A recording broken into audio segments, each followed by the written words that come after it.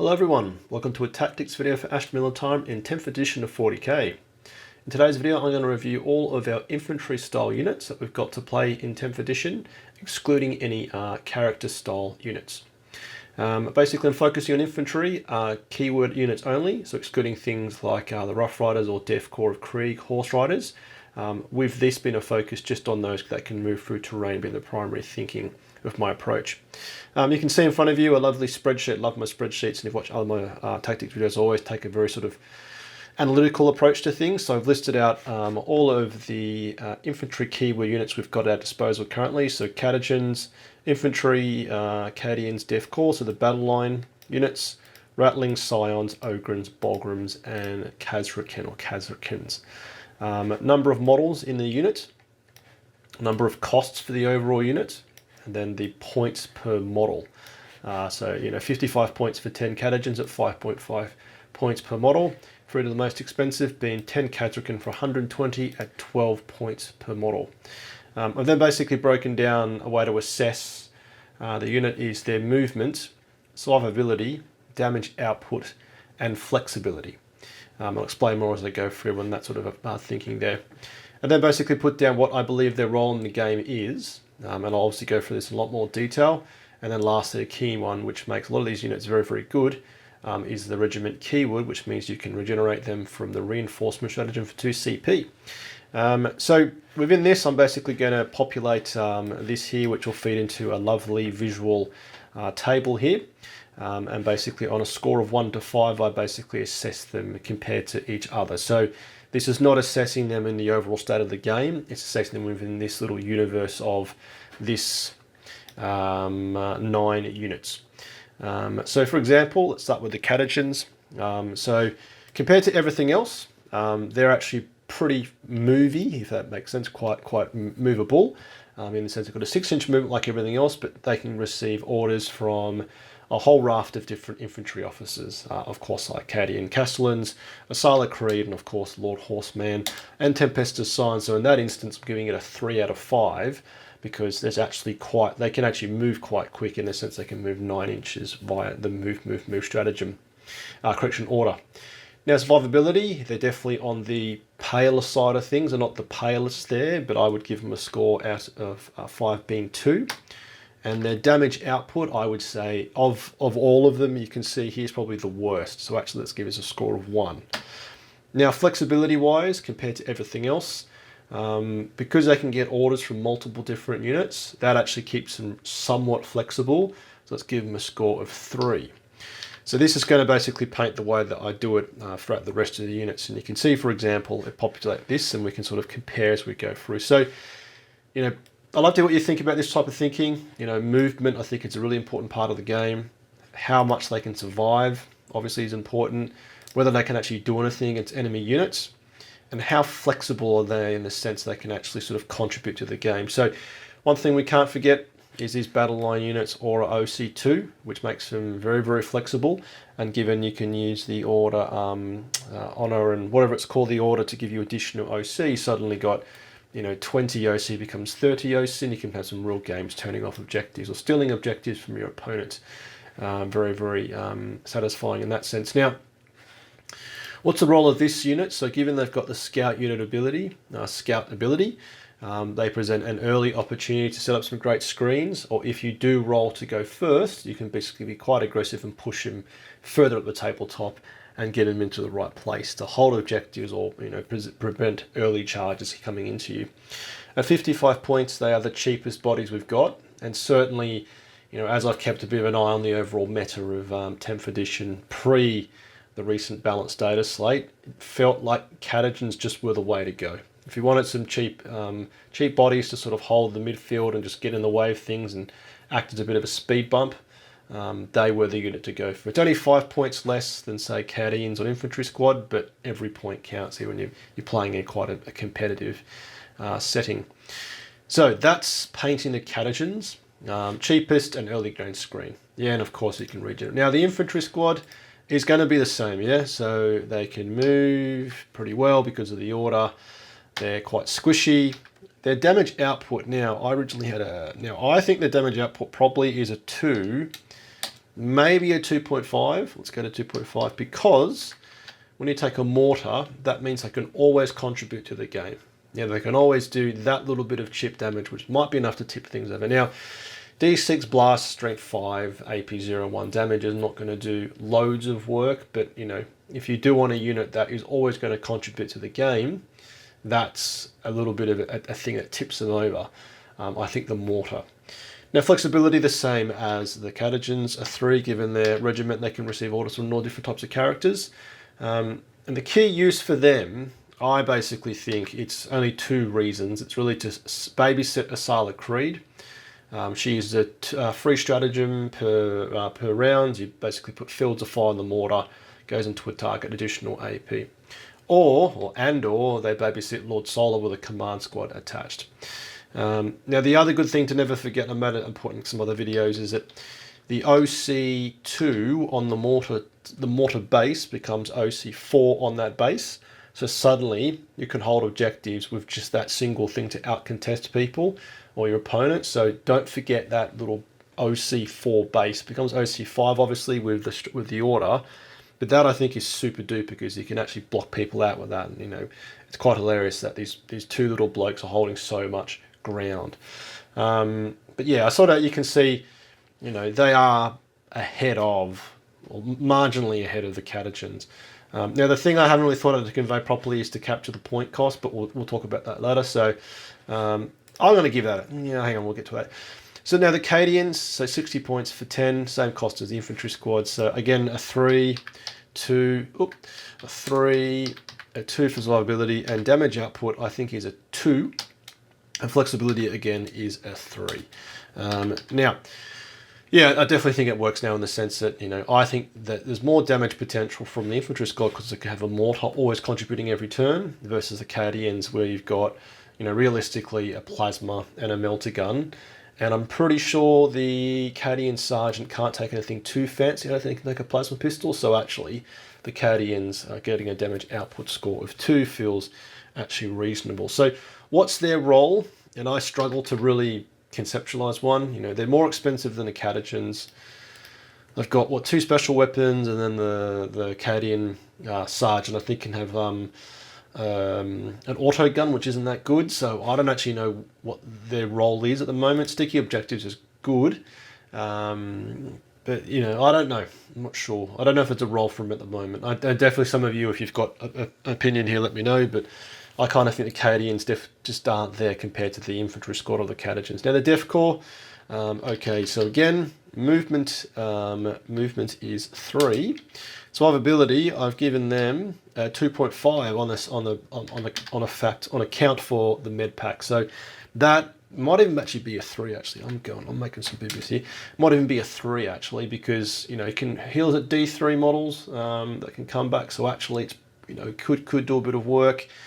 Now, damage output, I give them also a 2.5 because you can have plasma melter, sniper rifle, and plasma pistol and power weapon on the sergeant. So they are putting out more DACA, and maybe even more than an infantry squad. We'll come back to that. And then flexibility-wise, I actually think they're more flexible than the others because once they're wounded, you actually get more accuracy. And if they're super wounded, you know, they're below half strength, suddenly you've got +1 to wound, so it can actually make them quite spiky in the right settings. So what's their role? They do low-level DACA that's somewhat accurate, and they can obviously regen. So just like a lot of armies can with their regen units, you could play the game of basically placing them forward within coherency of the unit, of course, the original starting point of that footprint. But you could play games basically getting yourselves onto objectives or movement blocking with that extra sort of model plus coherency. So they are, you know, they are obviously markedly better than their 3 battle line brothers and sisters, but they are a point premium of 5 or 10 points to the Catachans. That's always that, you know, if you're taking, you know, 5 squads of infantry or battle line, which probably is the right number at the moment from my perspective, versus Catachans, that's 50 points. Yeah, so suddenly it becomes my material. But of course, you know, same movement flexibility, somewhat more survivable, more damage output, and slightly more flexible. Okay, now onto Ratlings. So I've played these a lot. and I've really asked myself the question, are they actually worth the 60 points? Now, these 60 points for 5 of these little things, 12 points per model, so they're twice as much as basically everything else in the battle line layout. So their movements, I give them a 2.5 because they can't receive orders from anybody except for Lord Solar. Now, there's a way to get around that, which we'll discuss in a sec, but even then I don't think it helps a whole lot. Survivability, they're a 1, they're absolutely terrible. Toughness 2, 6+ save, albeit stealth, but, you know, bolters will get rid of these little gremlins. Damage output, I think they're, I mean, 1.5, I mean, 5 sniper rifles hitting on 3, hitting on 2s if they keep still, I think. But it's only 5. They just, from my experience, they never do any damage.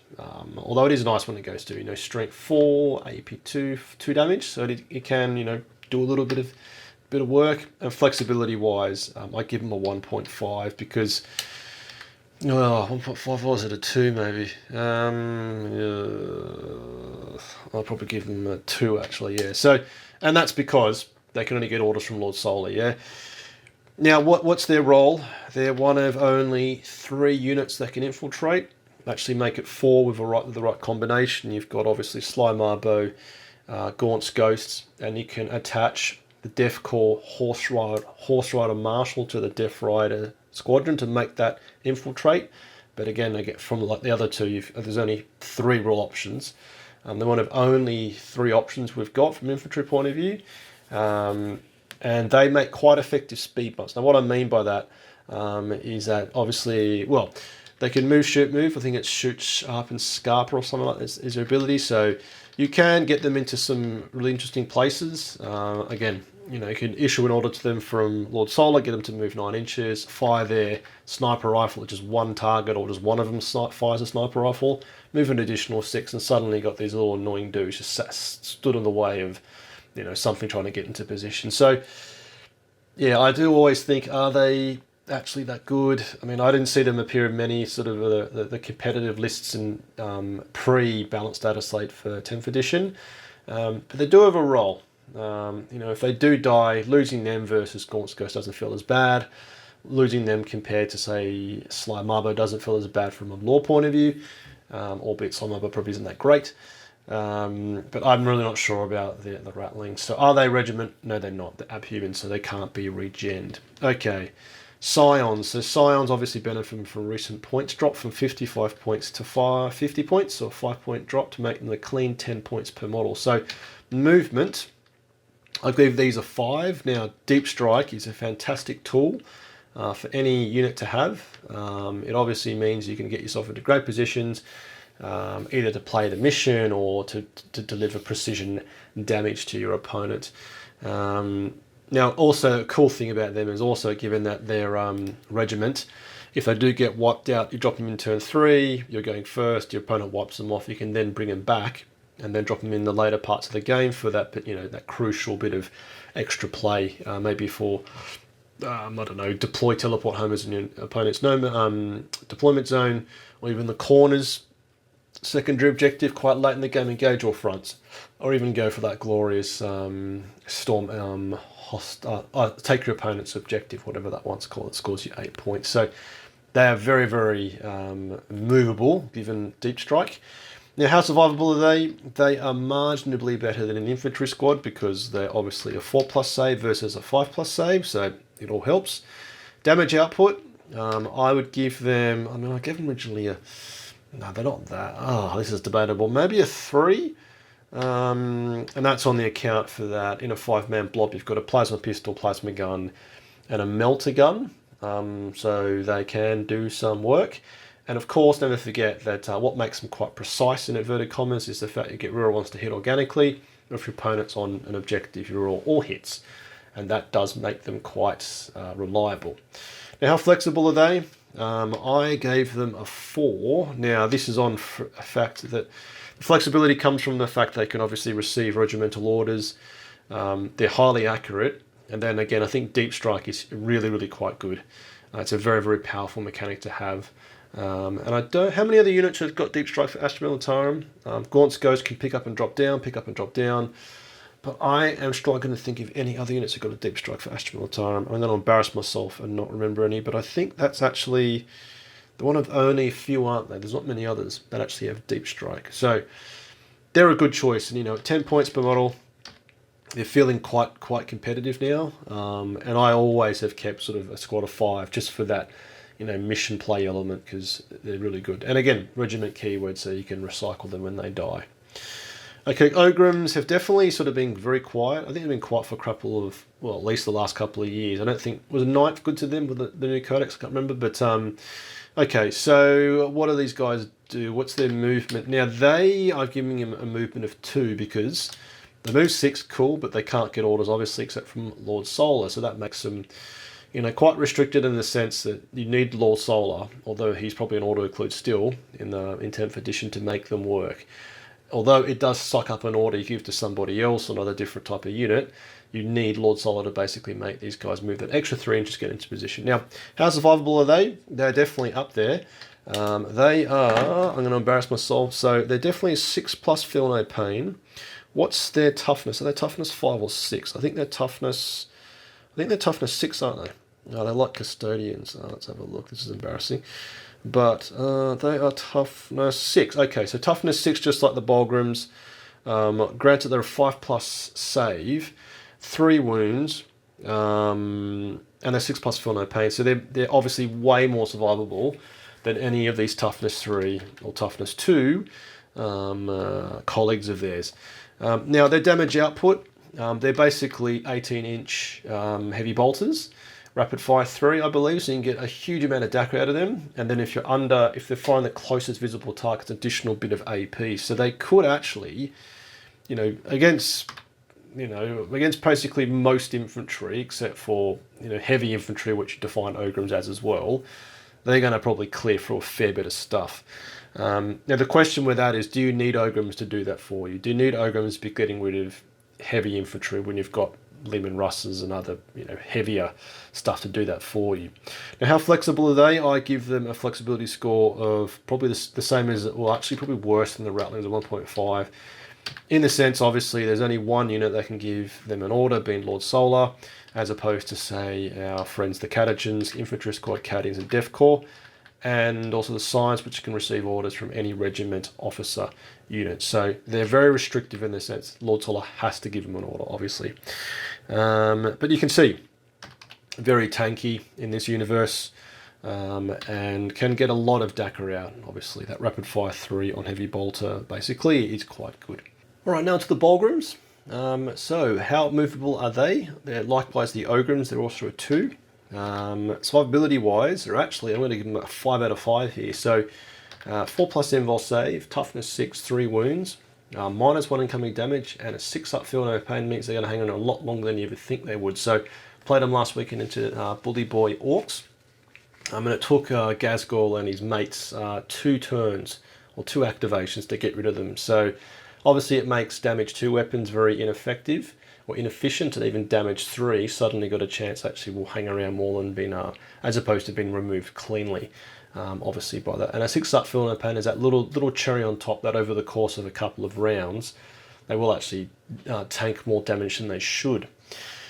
Now, damage output is obviously a debatable one. Obviously, they can only partake in melee full stop. Everything else here can take part in both phases, albeit they are stabbing just with their fists and combat knives. Bullgryns can't shoot at all. Now, you could obviously debate that, there's no little point discussing the melee output of these other units, but given they can only contribute in the fight phase, on the melee phase, their 4 attacks at strength 7, AP 1, 2 damage. Is it as good as the Ogryns shooting? Now, let's give it a 3 point. Oh, maybe I think it's a 4 actually. Yeah. So, they can do surprising amounts of damage. They will probably want the order from Lord Solar to give them the hitting on 2s, because even hitting on 3s is not that reliable.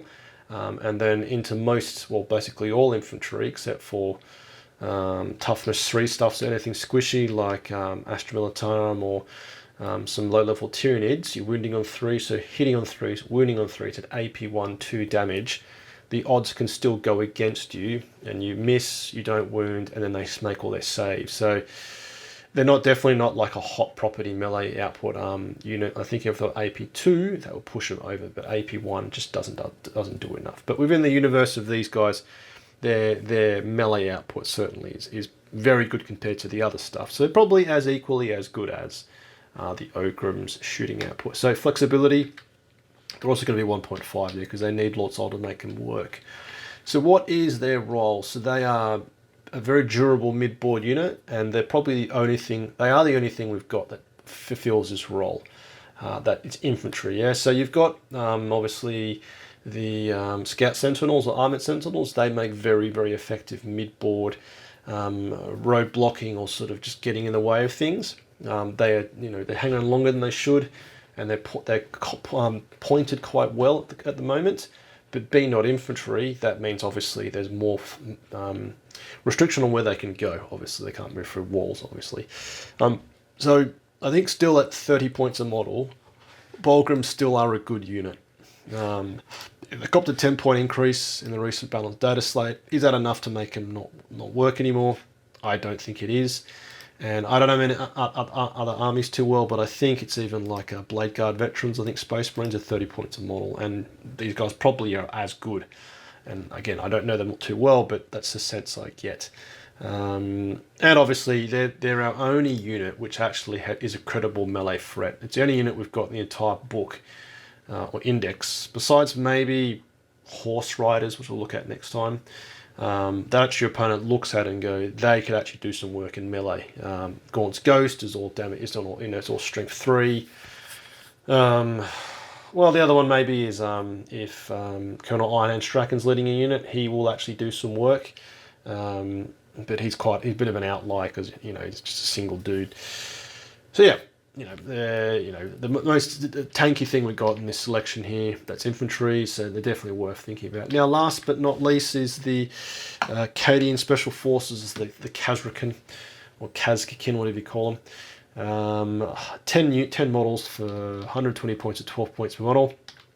Movement, they're actually going to get a 4 here, just below the Scions on account for the fact they can give themselves an order. So that's really helpful. Survivability, they're the same as the Scions with their 4+ save. And now damage output, they're going to get a 5 out of 5 here. Now that's on account for the fact you get a plasma pistol, 2 plasmas, 2 melters, a sniper rifle, and the lovely melter mine, which has a fantastic degree of flexibility, can be used in any phase. So, you've got you're rolling, if you're rapid fire range, 5 plasma shots, 2 melter shots, and a sniper rifle, which obviously helps. And then of course you've got that free mortal wound bit on top. So they are the most shooty, damagey, outporty infantry unit we've got in the entire index.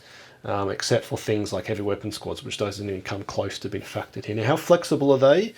And I'm going to give them, I'll give them a 5, and that is purely because they're obviously regiment. Everyone can give them an order, and because they've got that is it Warriors Elite? I think the ability where they can give themselves an order means that they can be deployed at the back of the board, come in from reinforcements, and basically don't have to receive an order. Albeit you can now, obviously with the new orders from the previous balanced data set, give orders in the end of the movement phase when a unit arrives from reinforcements or deep strike. But this unit does not need that at all. They can basically look after themselves in inverted commas. So what's their role? They are precision damage. They will, chip away at pretty much everything. They will even give some vehicles a run for their money. You could actually do some damage. Obviously, you can make them hit on 2s via their own order. And they are very, very flexible. Again, because they give themselves an order, because there's 10 bodies, you can make them OC2, you can move, etc., etc. You can give them +1 save, so they've got a 3+ save. They are going to be sticking around a lot longer than they should be. And again, the key piece, of course, is the regiment keyword. So they can be regened for 2 CP. However, as you probably know, if you're relatively into the competitive scene, they're now 20 points more expensive than what they were before. So they, alongside Bullgryns, both went up Bullgryns went up by 10 for 3, and they went up by 20 for 10. And this was based simply on the fact, if you don't know, a lot of the top players, definitely in the UK and the US, were spamming 3 of these squads and basically bringing them back with 2 CP every time they died. And then, you know, the gods at GW thought it wasn't good, so they've really bumped it up by 20%. So 12 points per model. It's basically double the Cadians, the infantry squads, even the Def Corps, yeah, and then obviously more than the Catachans by double. And the way I thought about it before running this video was, you know, can 20 Cadians or 20 Catachan or 20 Def Corps achieve the same thing as 10 Kasrkin? And I don't know. I think it's close, but not quite there. So if you had 20 Cadians, you'd have 2 plasma, 2 melter, 2 auto guns, and then loads of las guns, all at AP0. You've got no sniper rifle. You've got no melter mine.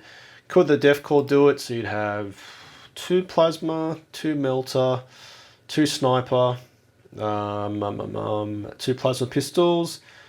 But then I think, you know, because these guys are organically hitting on 3s, suddenly hitting on 2s. I mean, the Def Corps, I still think, you know, if you basically took a mega blob of these, you're not going to do as much as these will. The mortal wounds on the melter mine is really very good. So can you achieve, you know, what 10 Kasrkins can do for 20 Cadians or 20 Def Corps? I don't think you can. And then the real problem is obviously their 120 points makes them quite expensive now. So, you know, they're obviously more per point per model than the Scions. The Scions feel very, very effective now at 10 points per model. And the funny thing is now I look at the Ratlings snipers. I mean, I don't know why I've used them for solid, because, you know, 12 points per model for something that essentially is just a very fancy speed bump. They don't feel that good. So where does that put us? This is where it becomes quite hard, because if you just look at this illustration here, just looking at it graphically, yeah, you can see obviously the Kasrkin are coming out on top because, you know, they're because they can give themselves order. They're very flexible. They can move quite quickly. They get very effective damage output. They're very flexible. The Bullgryns obviously are very survivable. So then about like trying to grade these, and this is where it's always hard. I know other channels, I mean, they always look at S tier versus like B and A tier, whatever you want to call it. But I probably would just start with some of the stuff I don't think, and please, it's my opinion. I don't play loads, don't play enough now. I'm a dad, but I wish I did. This is my opinion. If you disagree, tell me, and tell me why, because again, I'd love to hear from you. So the ones I think don't have a role currently, compared to everything else out there, is unfortunately the Ogryns. They are, you know, 22 points a model for what essentially is, you know, at 9 inches, 18 bolter shots, heavy bolter shots at AP2 potentially, or AP2. But do you need them to be doing that? Do you need them to be getting at loads of DACA?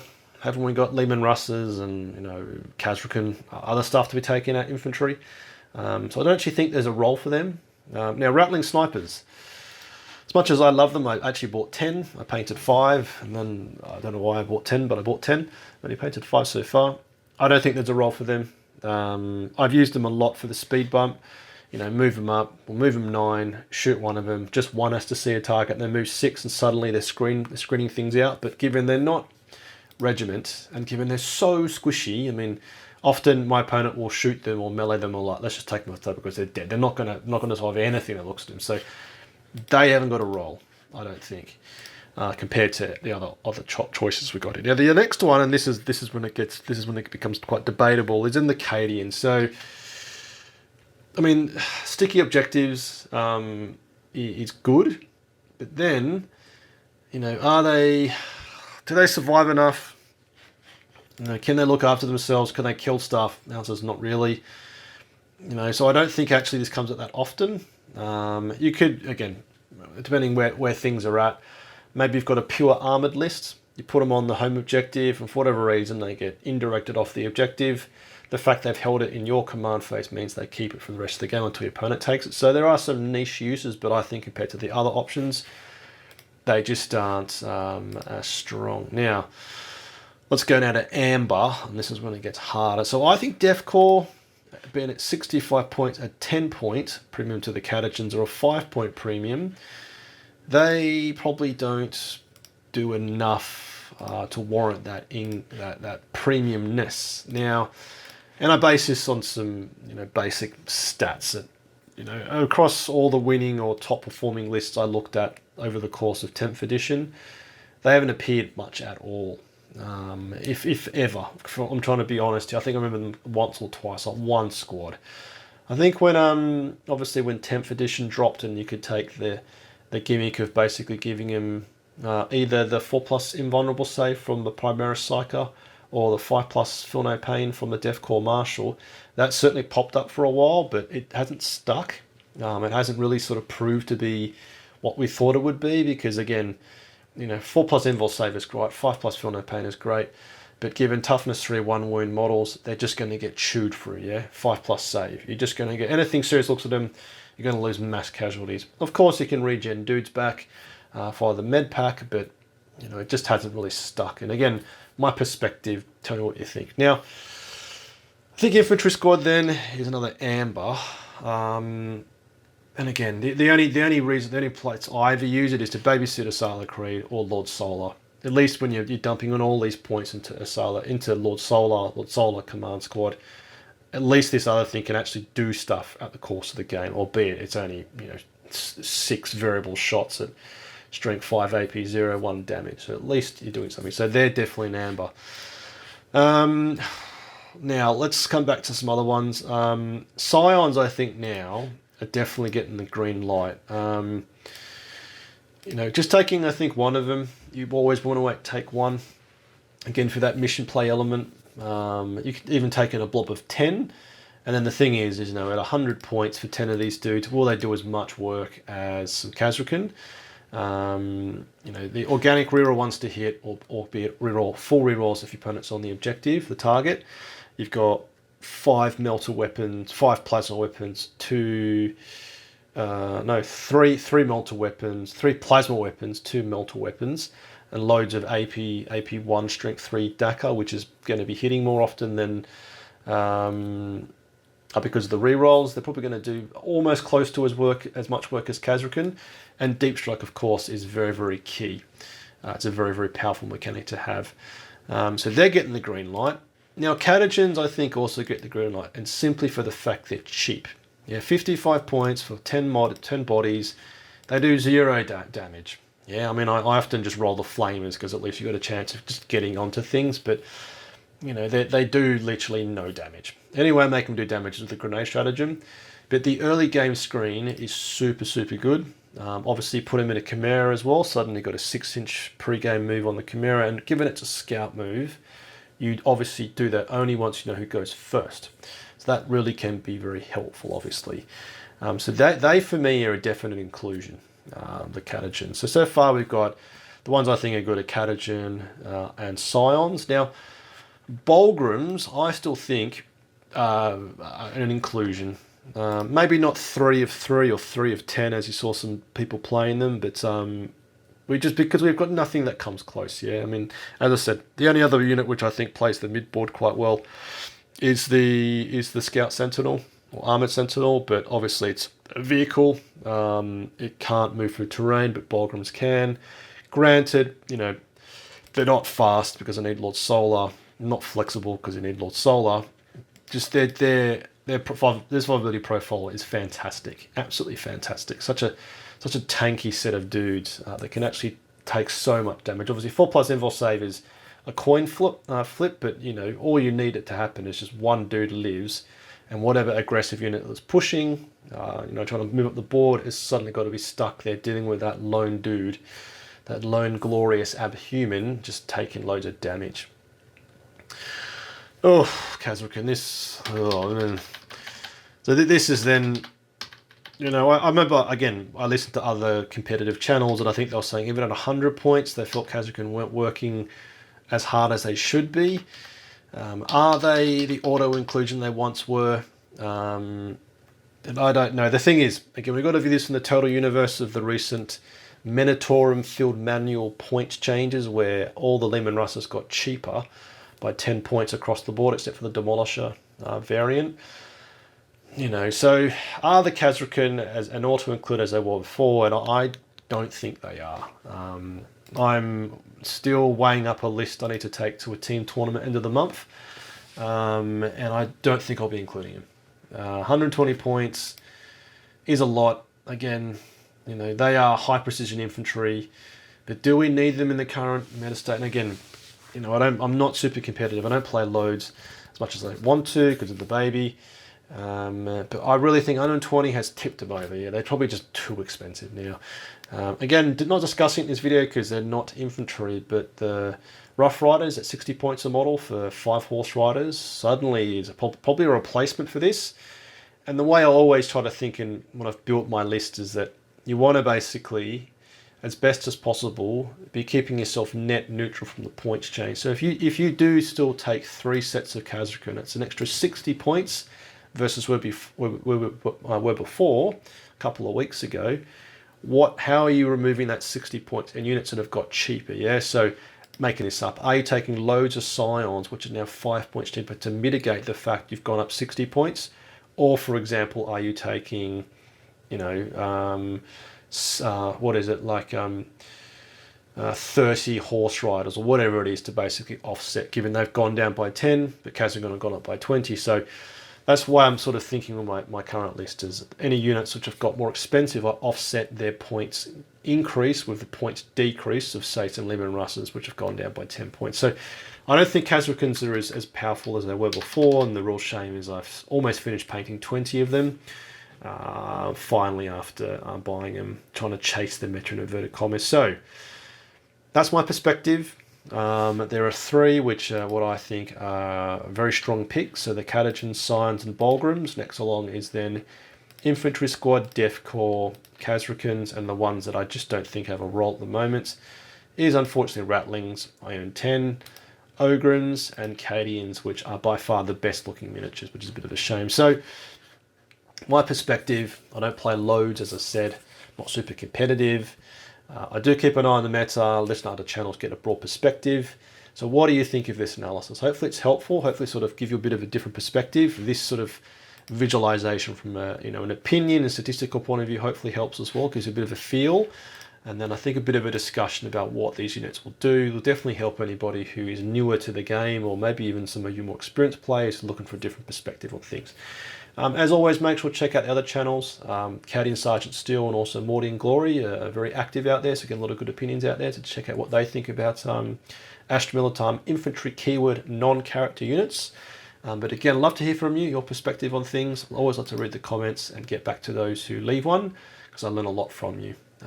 So if you enjoy this and want to support me, you can do so with a like, comment, or by subscribing, sharing the video, or if you're feeling super generous, you can join my Patreon platoon. However, you can simply watch any of my other YouTube videos, as it all helps to boost the YouTube algorithm. I'm a true Astra Militarum variety channel, covering everything from the hobby aspect, like painting, kit bashing and assembling, tactics videos like this, and I take more probably a statistical, analytical approach to things, and also lore as well. My recent sort of lore videos of how realistic is Astra Militarum equipment, walkie and vehicles, that type of thing. A massive thanks to my current supporters. Let's get your bayonet sharp, lads, gone oiled. Faith from the Emperor strong. Patreon platoon, sound off. Tank Commander Glenn. Tank Commander Watchdog Van Etten. Tank Commander Mitchell. Lieutenant Burke Nielsen. Lieutenant Smith. Colour Sergeant DuPont, Sergeant Adal, Scott, the Colonel Merrill, Veteran Gibson, Hall, Lundeen, Guardsman Beard, Coquelin, Flint, Hills, Malik, Nitton, Nguyen, Tom, Tompkin, Conscript de Paz, England, Evan Gunn, Gillian, Goodwin, King.